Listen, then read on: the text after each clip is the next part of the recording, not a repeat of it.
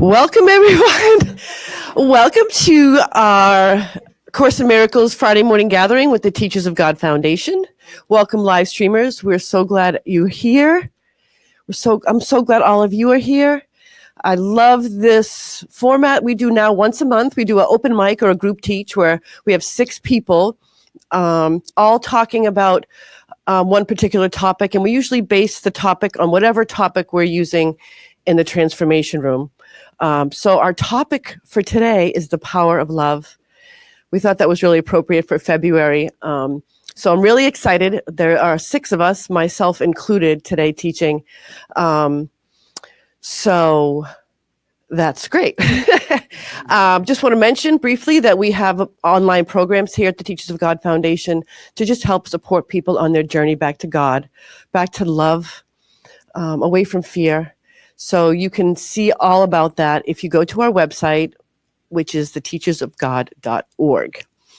I think, is there any other announcements that I haven't thought of? Okay, guess not. Okay, so what we're going to do now is we're going to invite Becky up to read from Cafe Gratitude. Woohoo, Becky!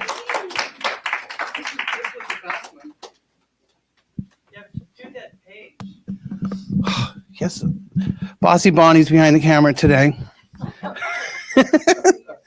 She's keeping us all in line. Yeah, the sister.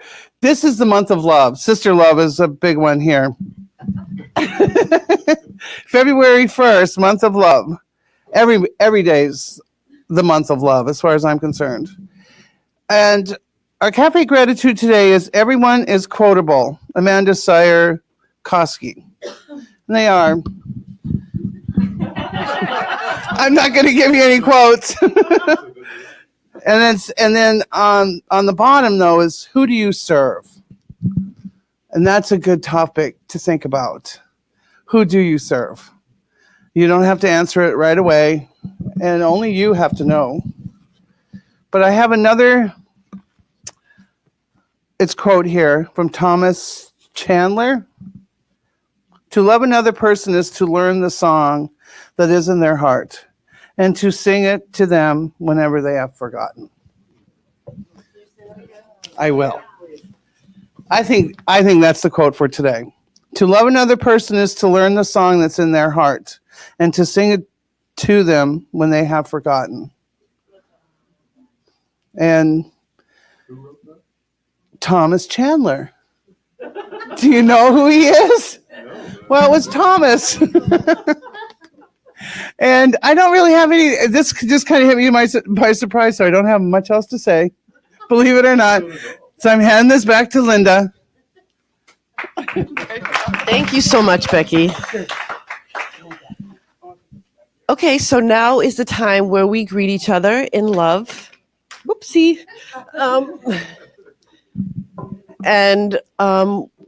We do it a little differently than we maybe do it out in the world. We just pause for a minute and acknowledge the light and the love that is in the person in front of you and allow them to do the same thing for you. And you can use the word namaste or I love you like crazy. Leave the mic on. I will.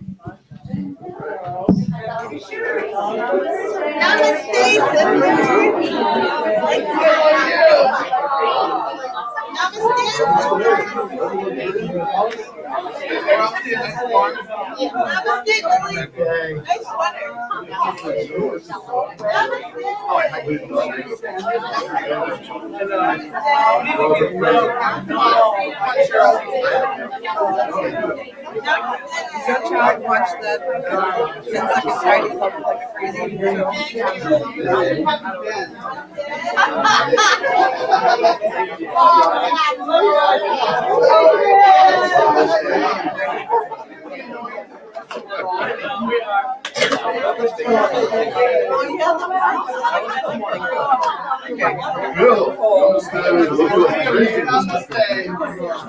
I have all these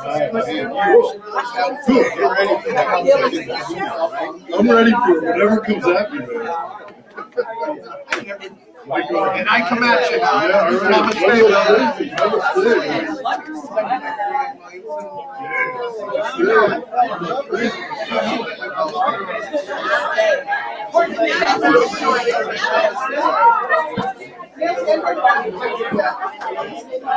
I can't wait for it to come. Oh my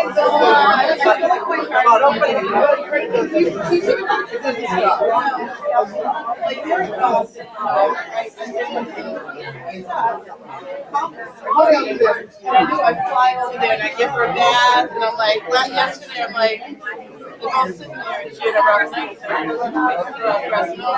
She's not doing something in that hard to. So I'm like, go take a nap.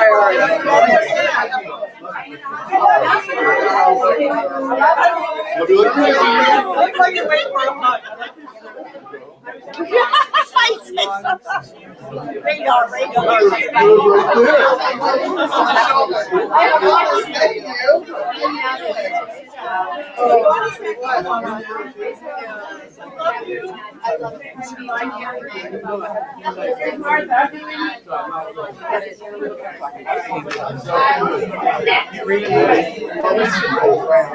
And then all the footnotes too on the bottom. Cameo.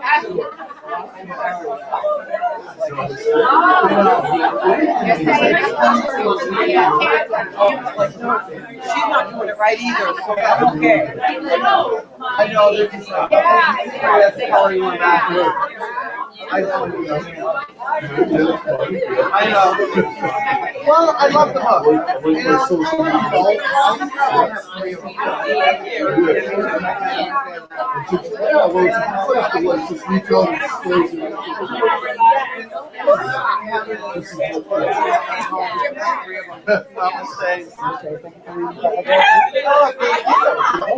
It was. I think you're going to have to. Namaste.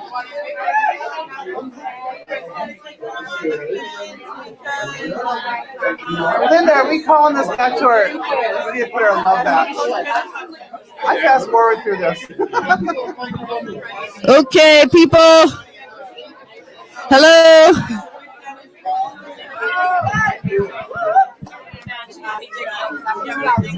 Wow. I'm sorry, I cannot reel them in. All the love.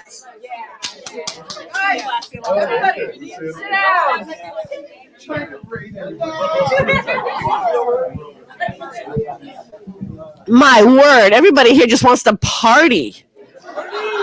Back to your seats. What? Nothing.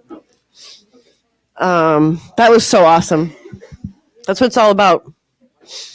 You don't want to stop doing it. Okay, so we've got 6 people here today that are going to talk for about 10 minutes each on the power of love. So without further ado, we're going to get started. First presenter is Bonnie Kimball. Welcome.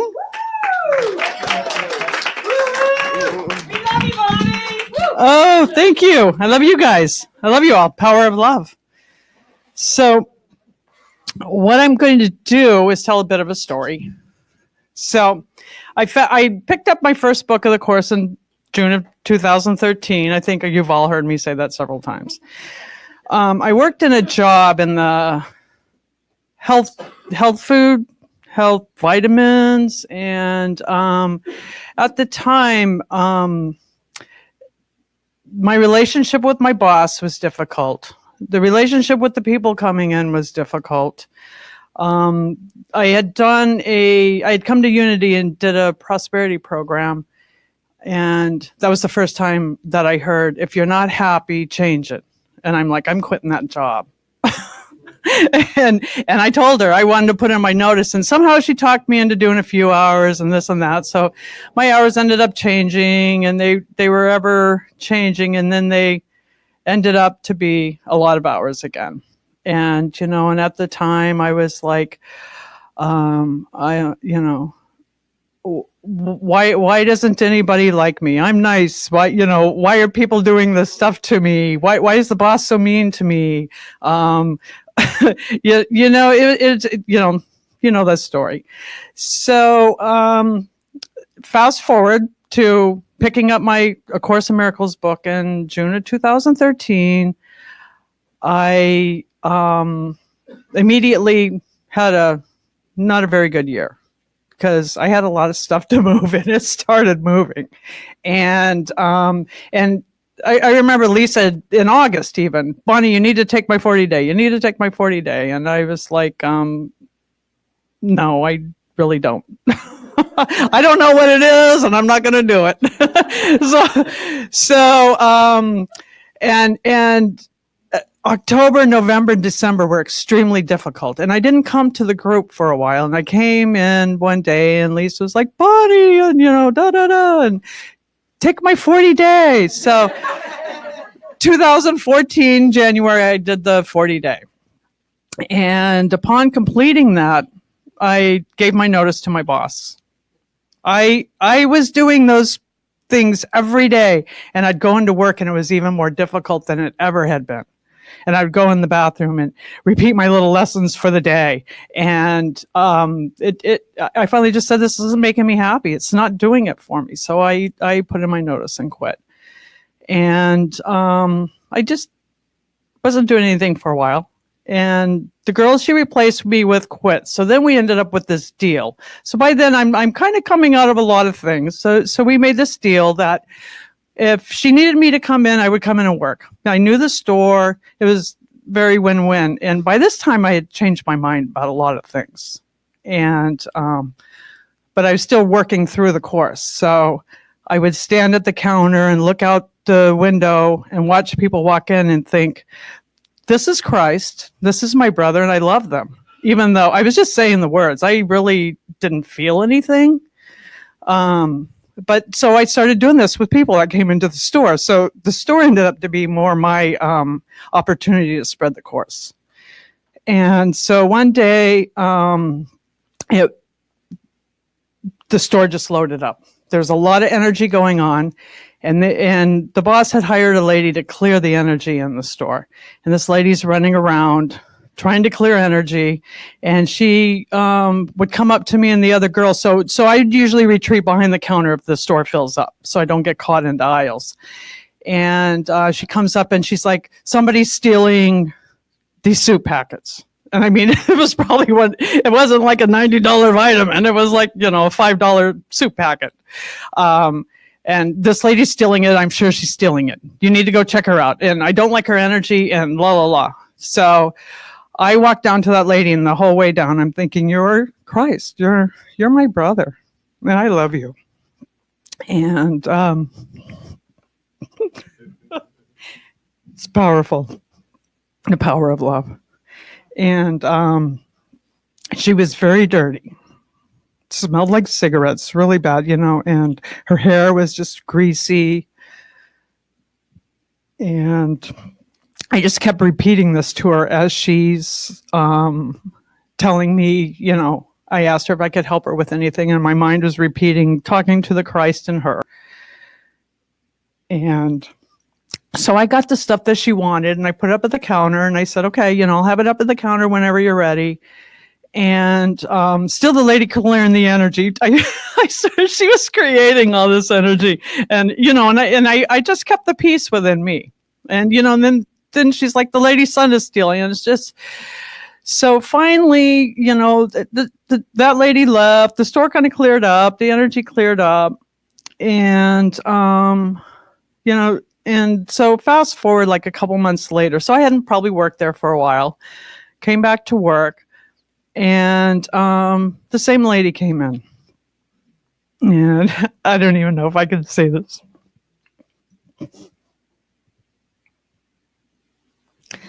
But her hair was shiny. her eyes were alive. I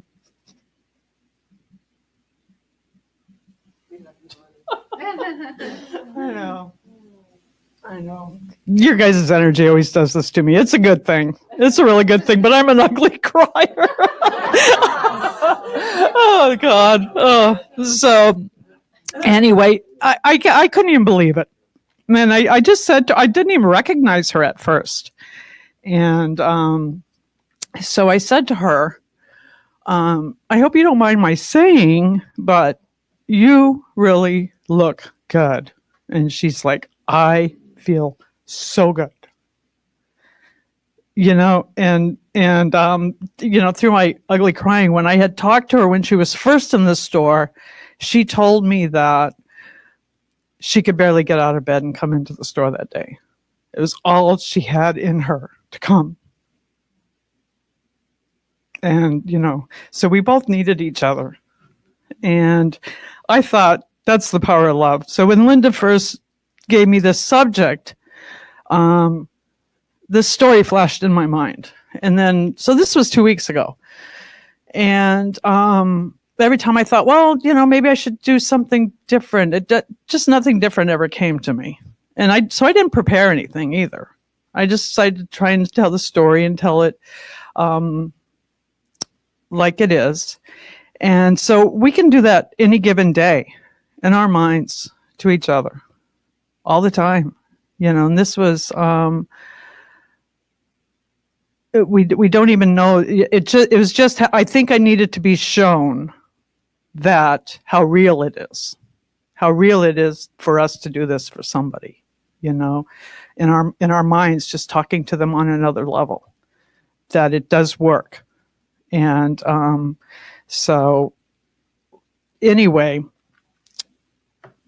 this is one of the most loving things I've ever done. This book. I have 1 minute and I am at the end. So any of us, I just want to say, any of us in any given circumstance, we have that power to do this for someone. So I want to do this for you guys because I love you guys so much. It's one of my favorite things out of these cameos. And it's, thank you. Linda's directing me. It's from Cameo 8, the mother of the children. And Helen's taken dictation. And it says, as the dictation continues, the writing suddenly switches in both tone and content as Helen takes down this soaring praise of who she really is. And this is all of us. This is who you really are. You are wholly lovely, a perfect shaft of pure light. Before your loveliness, the stars stand transfixed and bow to the power of your will. What do children know of their creation except what their creator tells them? You were created above the angels because your role involves creation as well as protection. You who are in the image of the Father need bow only to him before whom I kneel with you. I love you guys.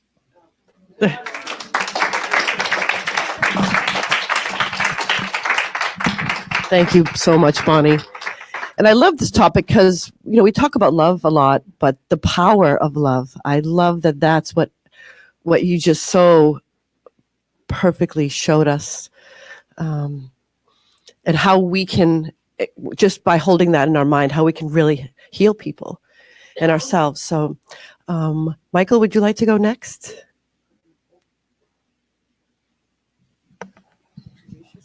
Sure. Good morning, everybody. I'm Micheal, and I'm an alcoholic. No.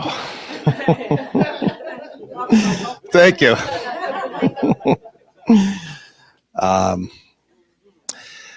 The power of love. Boy, that's a very powerful subject for me, you know. I mean, God for me is all love. And I really get the Course in Miracles was like a lot of teaching on ego versus God. And I was going to get up here. I had recorded Huey Lewis, The Power of Love, and I was going to get up here and do a little dance and play the tune on the microphone, but copyrights, can't do it. Yeah. So I'm going to tell you a story about my father and the power of love and forgiveness. So my mother was married to my father, Tom, and had an older brother, and his name's Tom also. And my father disappeared, and my mother and him went together. And my mother went to Maine one weekend with my grandmother and my brother Tom, and ran into my father at Old Orchard Beach. And my mother was alone, so they ended up on the beach, and they got a little cuddly and cozy, and that's how I was conceived. And so fast forward 26 years, I never met my father, and not once. And I was I live in Melrose, and I drove up to Salisbury Beach. I had ordered a brand new car, and it was a convertible, and it came in, and it was like my maiden voyage. And I rode up to Salisbury because I always hung there and used to go I used to like party in there when I was a teenager.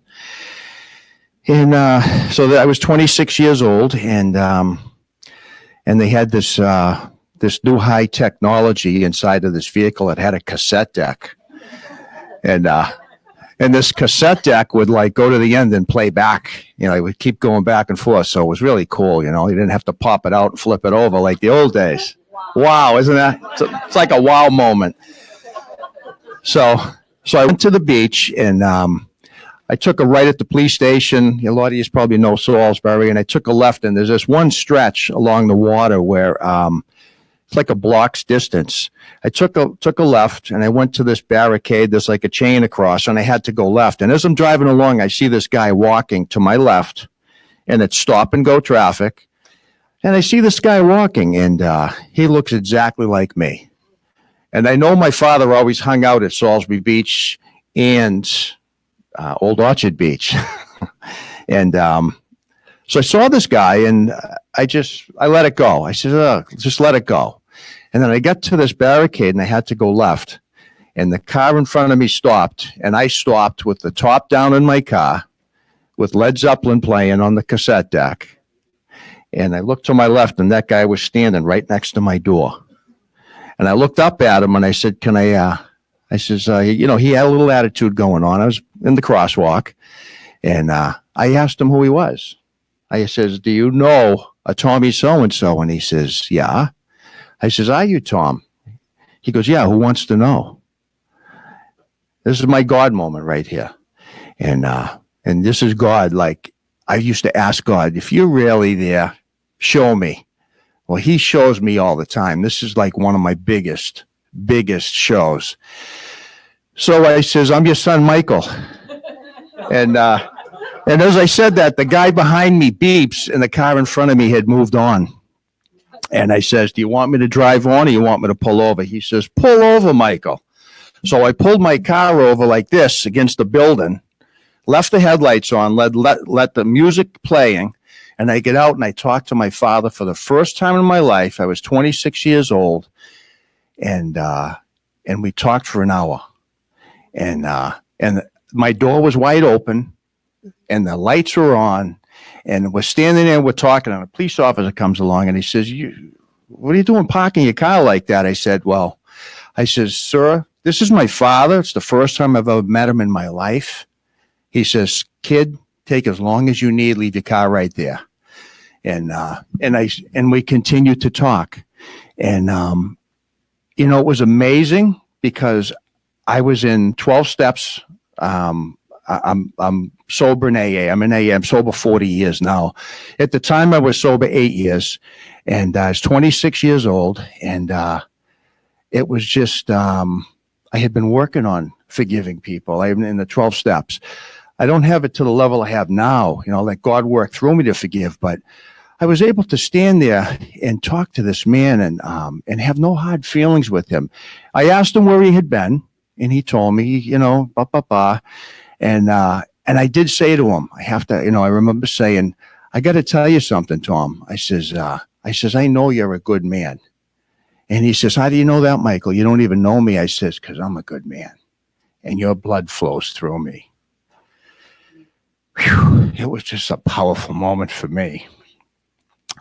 So to be able to forgive that guy and to let all the stories go and all that energy, so much energy with hate and resentment and persecution, so much inside it. Just, I think it destroys and causes ulcers and cancer.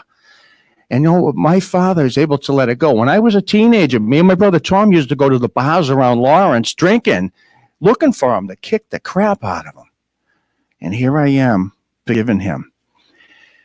And it was just a forgiveness and a love moment.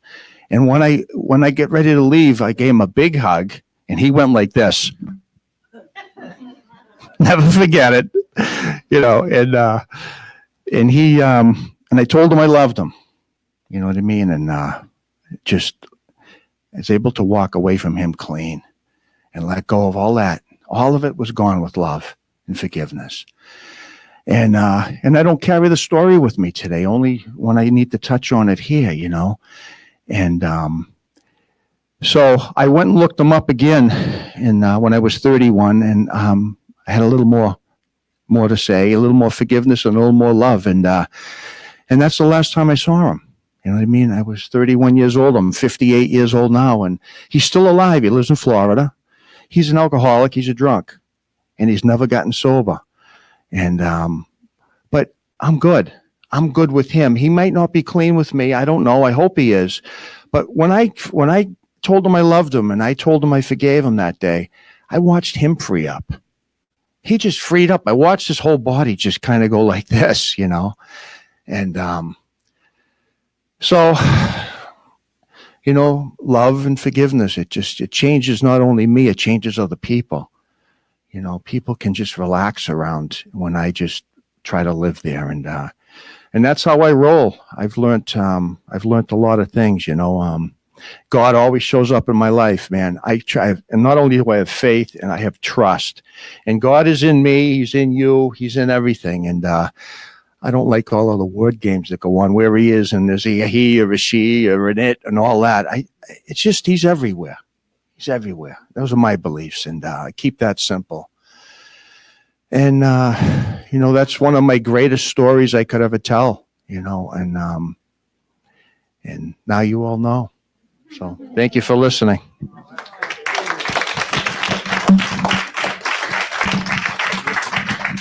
Thank you for sharing your greatest story you could ever tell with us. I don't think any of us will ever forget it. Okay, who's next? Bonnie Powell. I can tell you're ready.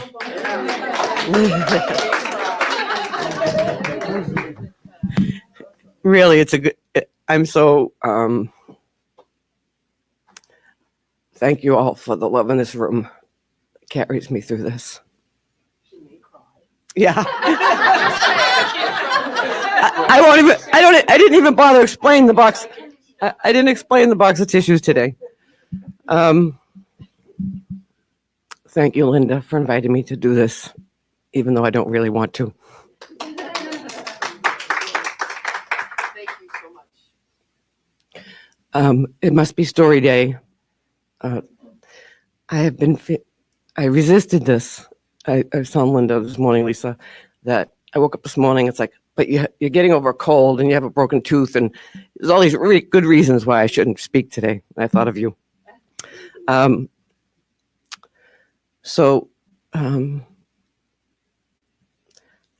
have a few stories that I'd like to tell. I decided to tell stories, although I usually just speak from my heart, because I feel like my heart's been closed lately.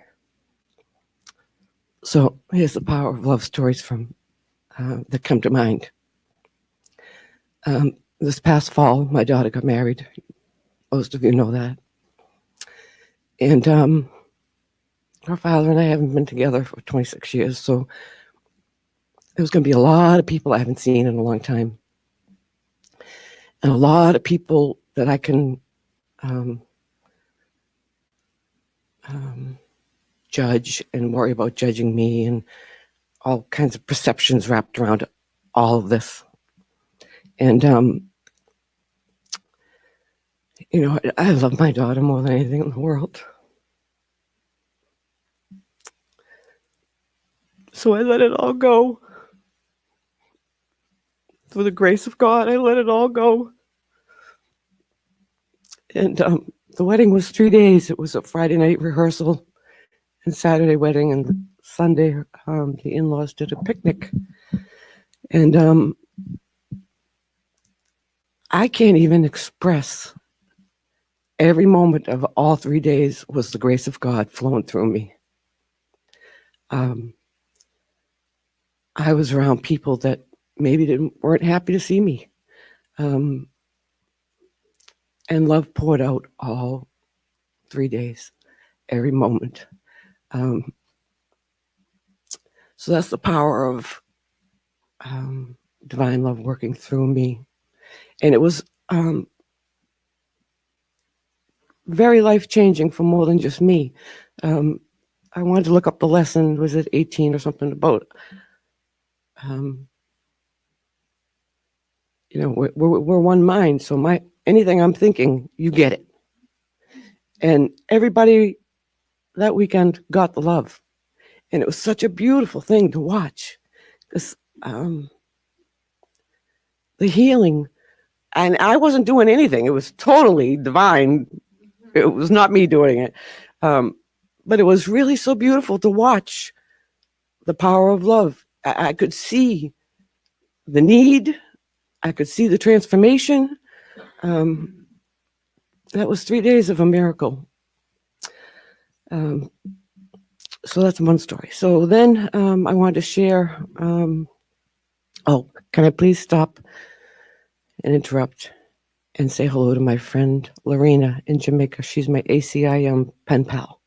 And I love you, Lorena. You're a beautiful soul. So one of the other things that came to mind about the power of love, I go to the cat.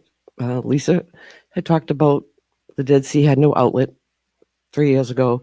So I went to the cat shelter as an outlet to express love. And there was a feral cat there named Little Prince. And I connected with that cat in a strange way that I had never done before. And I was heading to my daughter's in New York for the weekend, and I squeezed in another visit to the shelter right before I left. And I had gotten the cat from to taking food out of my hand. And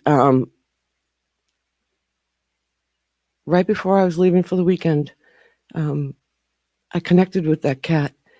And I felt literally that because of the love, the power of love, the cat told me it was dying somehow. And I told the staff, and he'd been eating fine and thought he was okay. And when I came back from the weekend, he had been put down. And I got to express to that cat, because I knew he was dying. This is all very strange sounding when I say it out loud, but I expressed to that cat how great he was and how much I loved him and honored him before he died. And that was a beautiful gift of the power of love.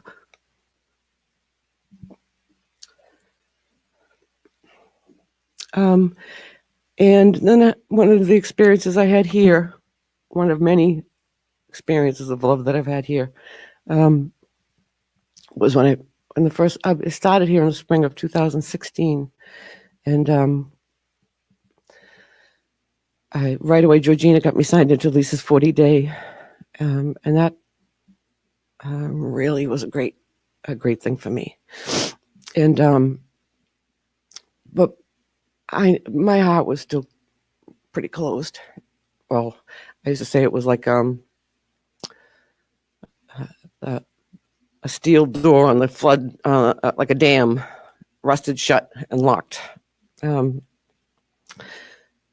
I was at the Sunday group one day, and in the summer, I think it was the summer of 2016, and someone handed me a book, The Return to Love by Marianne Williamson. And all they did was hand me, in that moment of handing me the book, I felt more love than I probably had felt in about 30 years. It was such a beautiful expression, that little tiny gift. I left the group and went home and cried for 2 hours. Surprise. So I don't know how much time I have. Okay, so I'm going to read something that I wrote. Some of you heard it.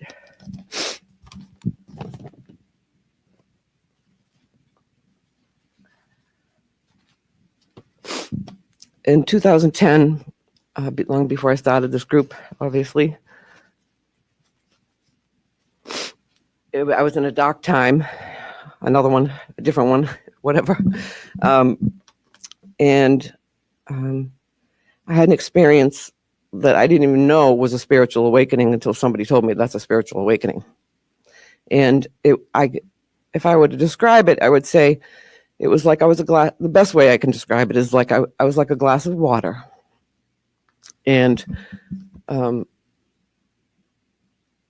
Jesus Christ, or the Christ mind, was food coloring. And it was, so I spent 10 days feeling like, so food coloring got put into the water.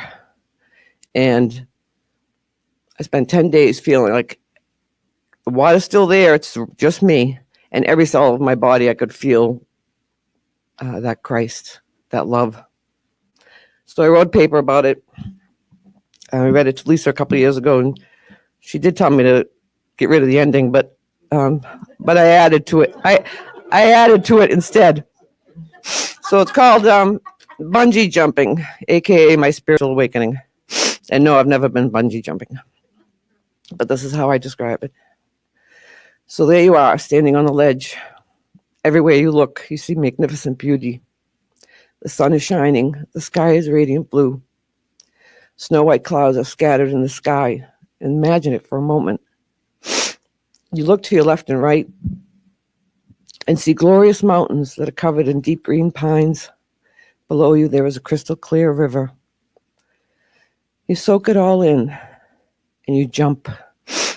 You're sailing through the air. Everything is beauty and aliveness and a feeling of deep joy and love of life. You jump again and again and again. Excuse me.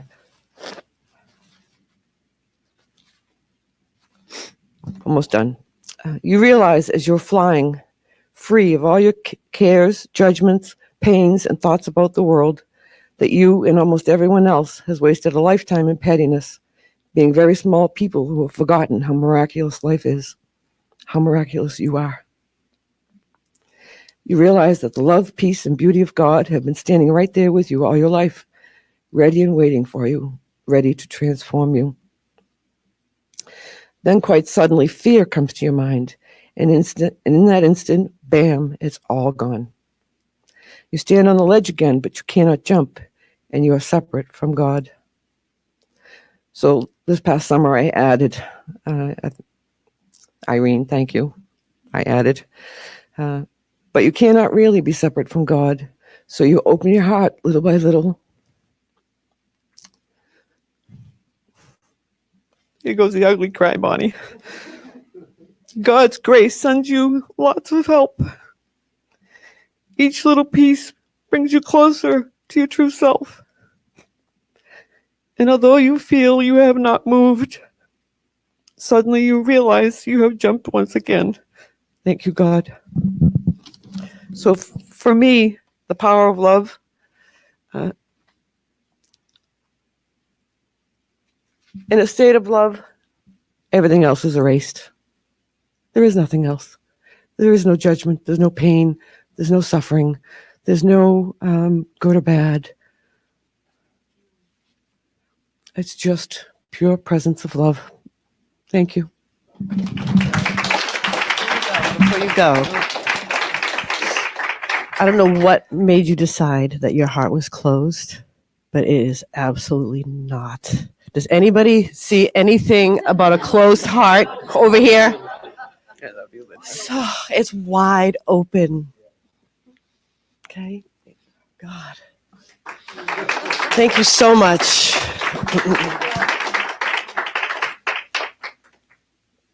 Lynn?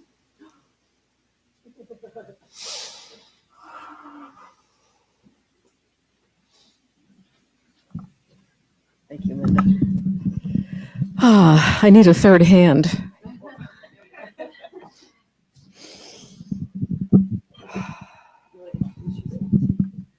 Yes, I will introduce myself, but I need to breathe first. My name is Lynn. Hi, everybody. Hi, everybody. Hi, streamers. First of all, I love you too. Linda, I want to thank you for inviting me to speak today. To me, that's an example of the power of love.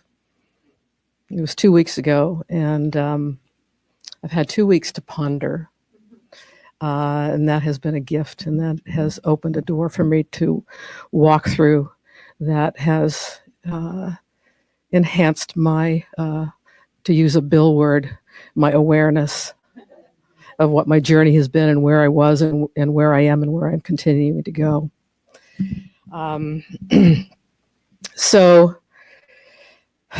my journey as a human began on this planet, at least this journey as a human, who knows what else there's been. But I was born in 1950 to a 22-year-old unwed mother.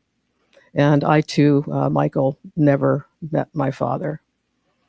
In those days, and there continues to be a word that is attributed to children born out of wedlock, and that word is illegitimate.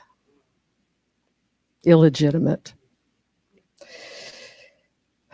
Dictionary definition, some words: unfathered, bastard, misbegotten, base-born, spurious, bogus or fake, nameless, illicit, unauthorized, unsanctioned, unofficial, dishonorable, corrupt. It's a lot to dump on a baby. What I now know is there's no such thing as illegitimacy. God is not illegitimate, so none of us is illegitimate. But as a child growing up, I had no clue. Of course, I didn't realize the circumstances of my birth for a number of years, probably till I was about 12, when I found some letters that my father had written to my mother, and I got it. But I picked up on things. You know, I picked up, I think, on my mother's shame, her guilt, her fears. And as a child, of course, I internalized those. I internalized those beliefs. I internalized illegitimacy. And so I didn't see myself as lovable at all. And even when love was expressed to me, even if people would say, I love you, I couldn't take it in. I didn't believe it because I didn't feel it inside. And love felt transient. It felt like something that could just sort of come and go. And I sort of likened it to, well, my mother was young. She dated. So there were men who came into our lives, into my life, and they were there for a while, and then they would go, and then somebody else would come, and that person would go. So there was no sense of constancy. I also had trouble expressing love to other people, even though I felt love for people. I felt love for my mother, for my grandparents, but my love felt toxic to me. So the power of love at that point in time was, it was the power to be destructive, scary, overwhelming.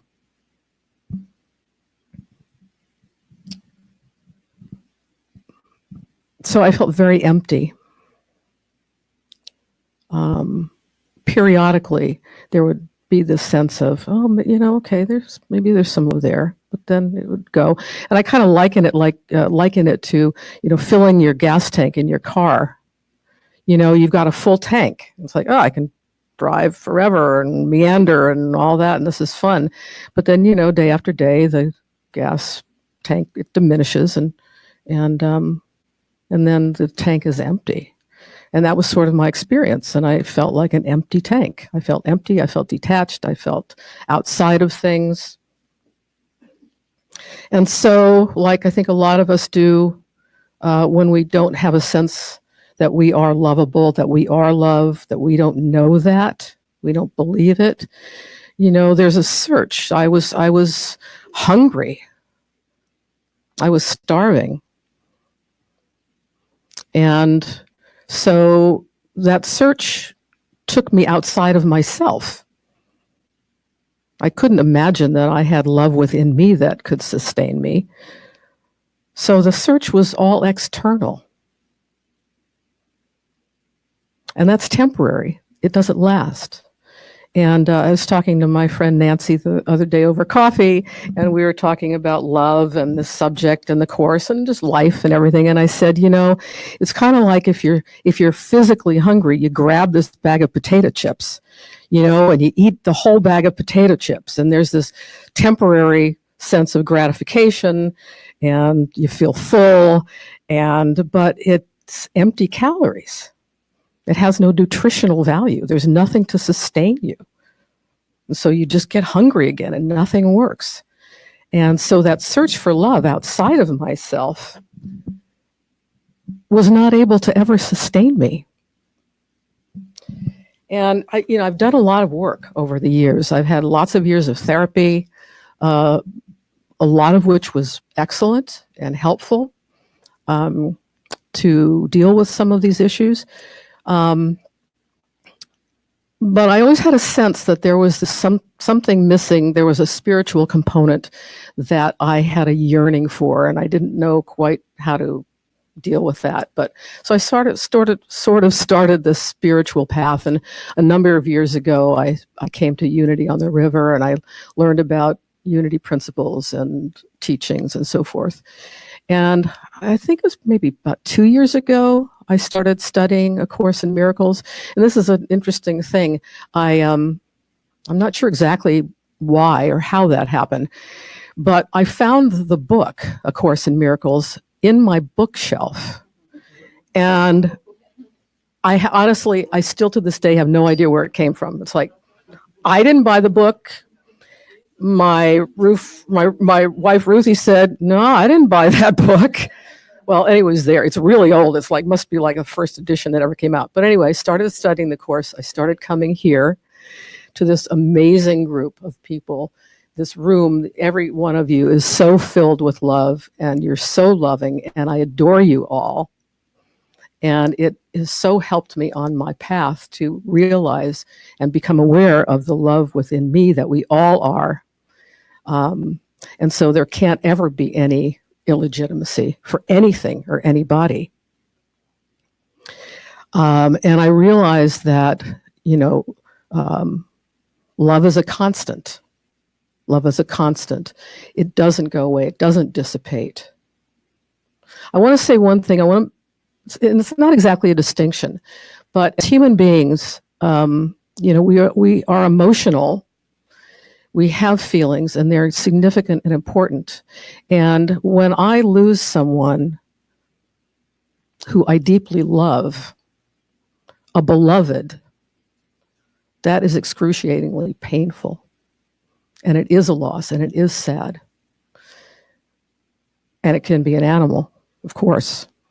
Absolutely. That is a loss of a beloved. And I want to make a slight distinction. It's a loss of a beloved, but it's not the loss of love. Because there's love with a capital L. And that is the love that belongs to us, that we are born with, that we all have, that is God, that is everlasting. And that doesn't go anywhere. And that's the love that sustains us. And I know I'm probably running out of time, but there's a lesson that is, I know, but I have to read this because this lesson is so pertinent to what I've been learning. It's lesson 189. I feel the love of God within me now. I won't read the whole thing because it's long. There is a light in you the world cannot perceive, and with its eyes you will not see this light, for you are blinded by the world. Yet you have eyes to see it. It is there for you to look upon. It was not placed in you to be kept hidden from your sight. This light is a reflection of the thought we practice now. To feel the love, with a capital L, of God within you is to see the world anew, shining in innocence, alive with hope, and blessed with perfect charity and love. Who could feel fear in such a world as this? It welcomes you, rejoices that you came. So important to me. Rejoices that you came, and sings your praises as it keeps you safe from every form of danger and of pain. It offers you a warm and gentle home in which to stay a while. It blesses you throughout the day and watches through the night as silent guardian of your holy sleep. It sees salvation in you and protects the light in you, in which it sees its own. It offers you its flowers and its snow in thankfulness for your benevolence. One more. Today we pass illusions as we seek to reach to what is true in us and feel its all-embracing tenderness, its love, which knows us perfect as itself, its sight, which is the gift its love bestows on us. We learn the way today. It is as sure as love itself, to which it carries us, for its simplicity avoids the snares, the foolish convolutions of the world's apparent reasoning, but serve to hide. So thank you. I'm very grateful for all of you.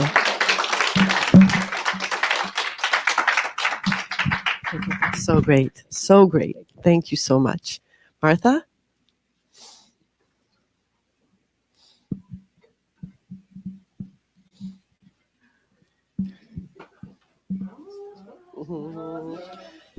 Hey, good morning.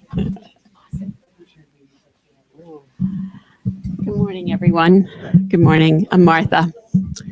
I didn't prepare either. I did some thinking. About, it was 2 weeks ago that Linda asked me to speak also on the power of love. I had no clue what I might have to say because although I have, a few holy instance here and there, I have some very entrenched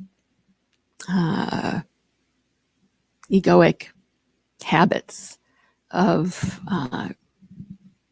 disassociation, avoiding myself, and it comes from beliefs about myself, early childhood stuff, and I probably have mentioned it. And I get lost in that. And when I am having good moments and doing my lessons or whatever, I'm very easily overwhelmed. And so I back off. And I thought, what can I possibly, I feel like I've been wandering in the desert, and that happens to me a lot. When I come here, my heart opens, but then I leave, and a lot of the time I spend in the desert.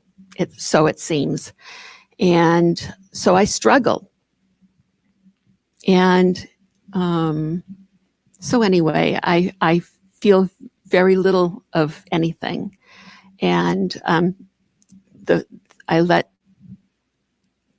the fear guide me or take me, and I just go elsewhere. I don't live from my core, from my true self. And I when I have these wonderful experiences, I think that, oh, wow, finally, I'm there. And then I go back. So I don't know why I think it's a one-shot deal, that, I should have this big opening and be enlightened or whatever. So I was thinking, I didn't really know what I could possibly have to say. So I started writing, and I'd like to read my writing to you. This was from 2 days ago.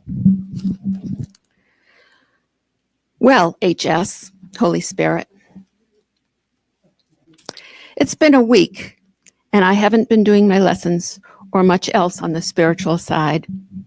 I drifted off again into ego mind. Not going crazy again yet, but I've committed to speaking for 10 minutes about the power of love. How can I speak about it if I don't feel power or love? I can't seem to find it in me, or much of anything for that matter. Sometimes I can rustle up a bit of compassion for Martha. What is she struggling for? Why is she hanging on as if for dear life? Now is when I'd really love for you to answer. That's why I'm sitting here at 6:30 a.m.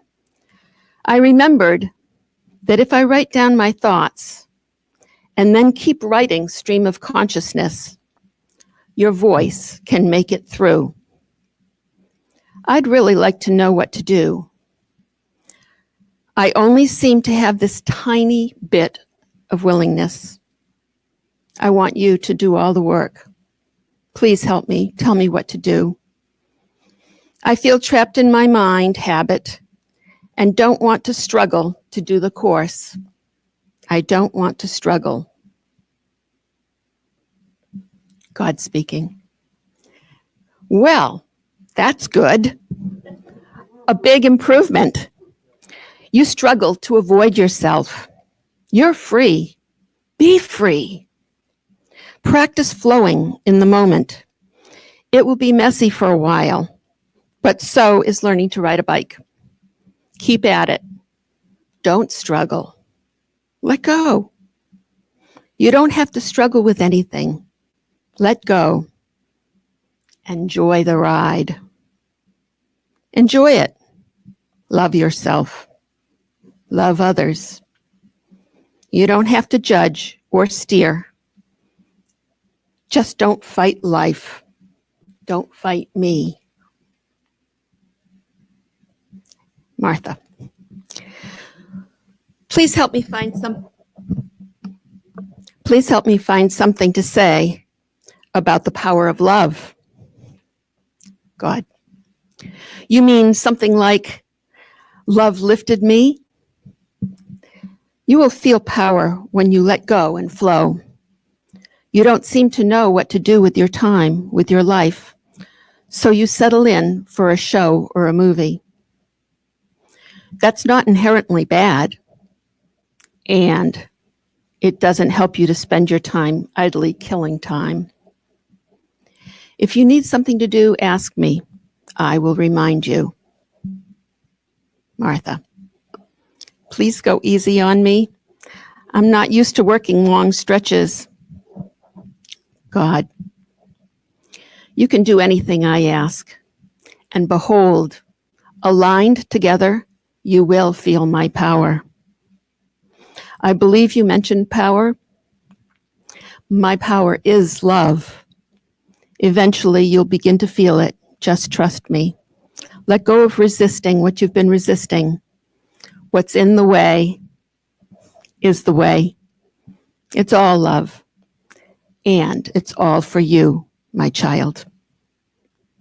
Martha. Thank you, Father. So, I just decided to share that in case there's anybody else around that has those moments. My prayer partner assured me that she sometimes had those moments that, she wasn't always up, always on the beam. And so I just wanted to share that. It was just this morning that I decided to share that. And on the way, I have like a 50-minute drive to get here from New Hampshire. And on the way, I was just really feeling good. My heart was opening and everything. And then I get here and my heart's really open and hearing all these wonderful stories, and I can feel again. And, it's just that when you're not feeling, when you've allowed yourself to wander into, to believe what ego is saying, or take that path. It's easy to think that that's what is, but God says it's all for us, and it's all for our healing. It's all, but we need to walk into it and be aware and let love. I was so inspired by these stories of people talking about the power of love. And I did remember, do I have any more time? Oh, okay. 2 minutes. Okay. Well, I just wanted to say an odd thing back years and years ago. I think I shared it on a online at one time. That years ago, when my kids were in school and I was working mother's hours at Burger King, I used to work in the back in the kitchen making sandwiches, but sometimes when they were really busy, they needed another person to take orders. And I would be called up front. And I just got this idea. I didn't know anything about A Course in Miracles, didn't know anything even about energy work. Now I'm a massage therapist, and now I do Reiki and stuff, so I know a little bit about energy work. But back then I didn't. And I just decided I was going to, everybody that came to my register, I was going to just love them. Unconditional, just beam love, unconditional love and acceptance just for where they were. And it didn't matter how big or tall or short or, shape or color or, whatever. Didn't matter. I was just going to treat them. And so I don't know how I discovered this, but I would ground myself. And I didn't know anything about grounding, but I learned to ground myself. And then I would just, while I was taking their order, I would beam love at them. And it was really amazing how people responded. The elderly told me that they would come in to see me. They'd make the trip to see me because, and I have no doubt that they wanted the love, the light. Even though for whatever reason. And I remember specifically there was one developmentally challenged person that came in with his worker. They would go round and get out into the community.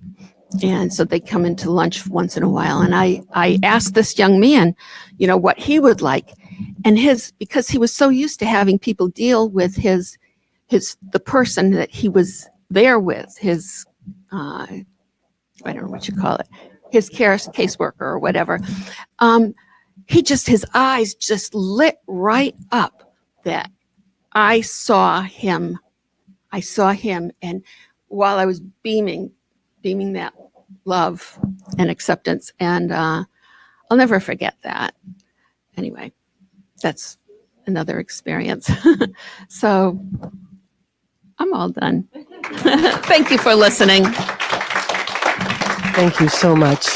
I love that you brought your writing. I think that's such a powerful thing to do, to write not only your prayers, but to write back from the Holy Spirit or from your highest self. And anybody who knows Martha, you still beam love. You might not make the conscious decision, but since the day I met you, tell me if there's been one time when I don't think I want to cry. Whenever I look at your face, it's so much love beaming from you. Did you guys know? Is it just me? So, you're that's it right there. This, yeah, right. So I'm next. When I was asking a couple weeks ago for people to teach somebody, oh, you're here. I was going to say, somebody said, well, I want to hear from you. So I said, okay. I put myself on the list and I was like, she's not even here. There you are. So the power of love. I don't think I really knew what love even was for most of my life, especially when I started doing this work. It was a kind of a dark moment for me when I'm like, what is love anyway? What is God? And so I have two examples that I want to share with you about the power of love in my life. And, I love Jesus is one of his, love is just who we are. Love runs through all of us. We cannot be without it. And I love Jesus's definition in the way of mastery when he says that, I think the best way I can wrap my mind, my intellect, my human self around it is that love allows all things, love trusts all things, love embraces all things, and love transcends all things. So I just want to talk about the allowance part right now, because I think everything sort of flows off of that. Like love allows all things and love trusts all things. Well, I think allowance is sort of the verb of trust. We could say we trust, but if we really do, then we're in a state of allowance. And the love embraces all things. So if you're trusting and allowing God and life's perfection to flow, of course you embrace all things. And then finally, it says that love transcends all things. And I looked it up, and to transcend something is to go beyond all limitation.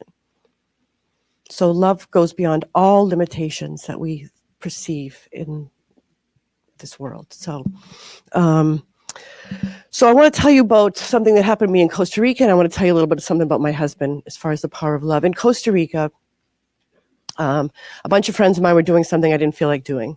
So I was by myself hanging out, and I saw that there was a tour guide through the rainforest. So I went up and said, I'd like to take a tour. So I got this woman. She spoke broken English, and she took me. She was very knowledgeable. I understood enough. I understood all I needed to. Very knowledgeable about everything out in the rainforest. And I expected to go on a little hike. And she slowly took me down this path, and she would stop. And I could tell you example after example, but I don't have the time. But she actually stood and showed me each plant, each animal around it, each bug, each tree, and the perfection of how it all worked together, how everything needed each other, every part. And even if there was something parasitic, even if there was some conflict, it had a purpose. And even if something died, it became bigger. It joined with something bigger. And she took me through here for like 3 hours showing me this. And something clicked in me. I knew it was the same thing everywhere. I knew that was love. I knew it was the same for every single one of us. I knew we were joined in that kind of perfection and unity. It couldn't just be there. And I never felt love like that before. I've never had such a high. It's a great feeling. I knew there was nothing to fear. I knew there was nothing to plan. And that was just a huge example of love for me. And the other biggest one in my life is my husband, John. This Valentine's Day will be our 16th wedding anniversary. But we've been together for 20 years. And in 20 years, he has never, ever once corrected me or criticized me or said, I would like if you did this differently. Or I wish you said that in a different way. Ever. He just lives in such a state of allowance, and not just with me, with everything. And it certainly doesn't make him a boring man. He's so awake. He's so fun and adventurous, and he has his own business and friends and hobbies, and his peace is rarely ever disturbed, unless it's the Patriots or his golf game. Yeah. But he just lives that way. And I couldn't put my finger on it when I first met him. I didn't really know I had God in my life back then. And I remember, I don't know how long we were together, maybe 6 months or a year. And it was just a regular night. We were watching television, and I had been in the presence of that kind of allowance, that kind of acceptance, and that love. And I had my head on his lap while we were just watching TV, and this thought came to me, said, this is what heaven feels like. This must be what the love of God feels like. And I couldn't believe that thought came to me, but just being in that, being loved with such acceptance and that sense of allowance, it's just really enabled me to flourish. It's an environment where you can't do anything but flourish. And I think, my friends and other people who know him will say the same. They're always like, what is it about that guy? You just want to be near him. And living with him and being with him for so long, I watch him and I see how it works. I see that there's really ever any conflict in him or really in our marriage. And, I remember people used to say, if you're not fighting, there's no passion in your marriage. There's totally passion. But, we differ on many topics politically. We have different opinions, but there's no need to make his opinion mine, or he's never needed to make mine his. We've had teenagers and special needs kids and, certainly things that would make for an unsmooth household at times. But his state of allowance has just changed me. And yeah, so. I want to marry John. Yeah. Get in line, baby. Yeah. So yeah, we can't be without love. And that's what I love about the practice of allowance, because to me, it's like the fast track. Like that love that I was talking about in the rainforest, like when we're allowing, like nature is naturally allowing, we're automatically in the flow with that love, with that oneness and that perfection of everything's working together. Even the conflict has a higher purpose. Even the dying, you're moving into something bigger. And, when you're in allowance, like you're automatically not being not knee-jerk reacting to your own perceptions, and you're kind of laying aside your own beliefs about the world that you've adopted. It just naturally lays those aside, and you're naturally in a state of forgiveness, because when you're allowing, you're not judging. There's nothing to forgive.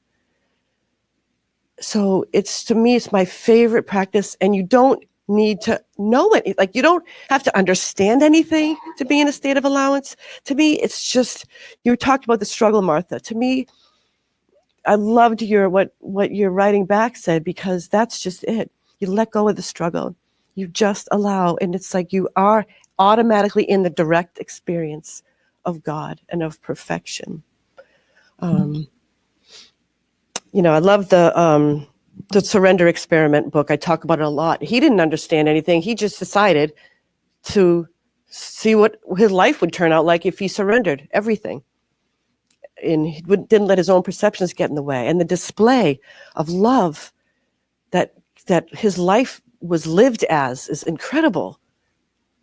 Our first deliverable, the transformation room that goes out today, is this gynecologist named Dr. Leonard Laskow, who I think 20 years ago in his meditation, he heard a clear voice saying, you are to go forward and heal with love. And it shook his whole world. And that's what he did. And there's science, he's even, because he's a scientist, because there's scientific studies about the healing power of love.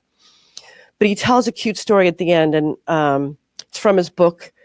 And I just loved it. It was about a professional basketball player. I don't know, his name's Jiffy, something, I don't know. And there was a big, huge game, and there was a lot of pressure on this one basketball player. So when he came out, there was a big sign that somebody had made, some fans, that said, Jiffy, whatever your name is, win or lose, we still love you. And that took the sort of the pressure that he was putting on himself, the fears and the ideas. He just, when it became completely allowing, whatever happens, I'm just here. They're going to love me anyway. And he scored more points in one period, is it a period or a quarter? In one period than anyone ever in the history of basketball. And he says, I never would have been able to do that if I was, he put that state of allowance just put him in the flow. I mean, I just watched, everyone's talking about Marie Kondo, you know, her art of tidying up. And I watched that, and it's amazing. I mean, who would have thought how love could affect? I'm like, I don't feel like watching someone reorganize their junk drawer. Like, what's the point of the show? She just brings love to that, and the beauty. I'm crying while someone's cleaning out their closet. Have you guys seen it? Oh my God! You know, and Jesus also says in the Way of Mastery, he tells a story about being in this state of allowance, being in this flow, and being love. And he said, it doesn't matter what you do or where you go with it.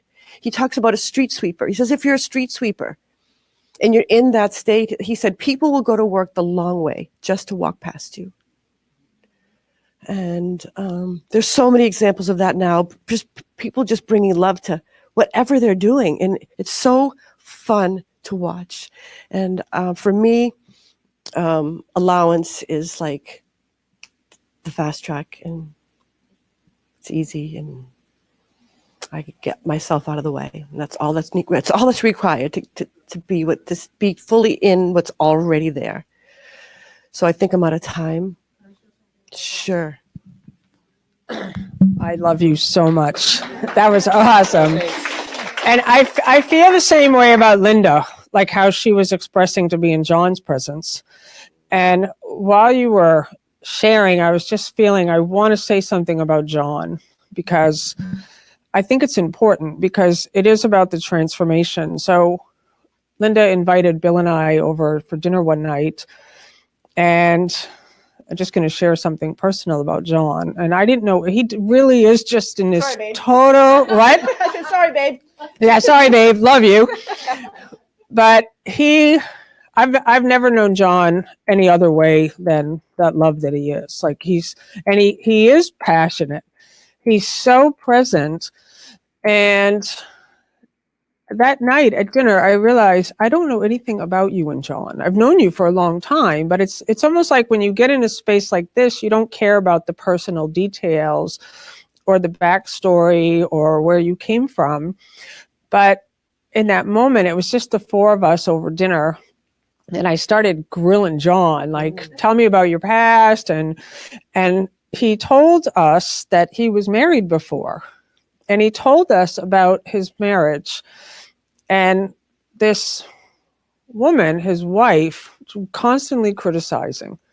It was just constant conflict 24/7. And John told us that he just sat in a chair every night, and he would, because he didn't want to fight. He didn't want to fight with her. So he would sit in his chair every night, and he would think, I guess this is my life. He just thought, like, I guess this is just my life. And I don't know, like, how he came to make a decision to move out of that chair and out of that state of mind. But that's the power of love. You get your power back. It was such divine. It's a long story, but it was like the perfect, he got everything he needed, the perfect time to move where his next place. Me.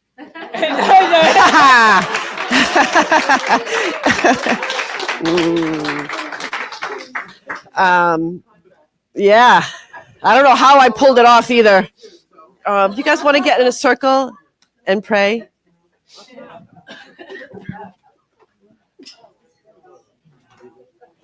We want to marry Linda and John. Hey. We all.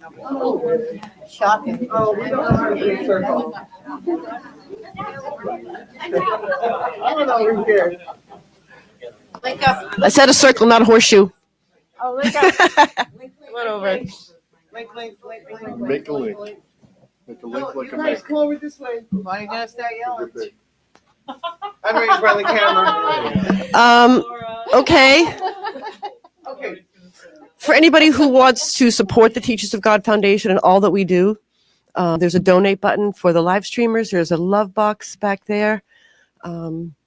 We give too as a foundation to where we're spiritually fed. So just keep the flow of God moving. So we're going to bless our tithes and offerings. Divine love as me blesses and multiplies all that I am, all that I have, all that I give, and all that I receive. Who would like to pray out? Okay, it's going to be me.